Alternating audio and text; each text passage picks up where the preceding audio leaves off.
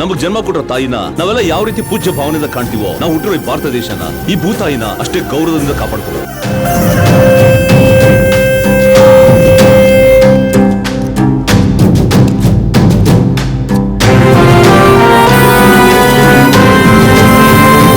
ನಮ್ಮ ಭಾರತ ದೇಶದ ತಂಟೆಗೆ ಯಾವುದೇ ಟೆರರಿಸ್ಟ್ ಬಂದ್ರು ಏನ್ ಗತಿ ಆಗುತ್ತೆ ಅನ್ನೋದಕ್ಕೆ ಈ ಆಪರೇಷನ್ ಟ್ಯಾಂಗೋ ಒಂದು ಉದಾಹರಣೆ.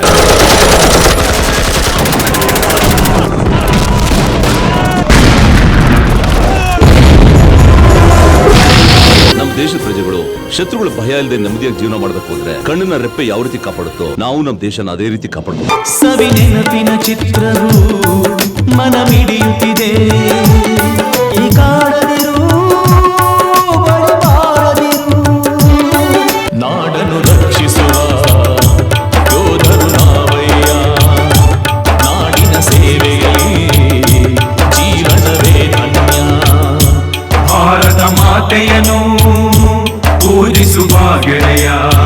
ಈ ದೇಶದಲ್ಲಿರೋ ಶ್ರೀಮಂತರು ರಾಜಕೀಯದವರು ತಮ್ಮ ಮಕ್ಕಳನ್ನ ಮಿಲಿಟರಿಗೆ ಸೇರಿಸೋದಕ್ಕೆ ಸಿದ್ಧವಾಗಿದಾರ. 4 ತಲೆಮಾರು ಕೂತು ತಿಂದು ಮುಗಿದೇ ಇರೋಷ್ಟು ಆಸ್ತಿ ಇದೆ, ನೀನ್ ಮಿಲಿಟರಿಗೆ ಹೋಗಿ ನಮ್ಮನ್ನ ಸಾಕ್ಬೇಕಾ? ಇಷ್ಟು ದೊಡ್ಡ ವ್ಯವಹಾರ ನೋಡ್ಕೊಂಡಿರೋದು ಬಿಟ್ಬಿಟ್ಟು ಸೈನಿಕ್ ಹೋಗ್ತೀನಿ ಅಂತೀಯಲ್ಲ, ಸರಿನಾ?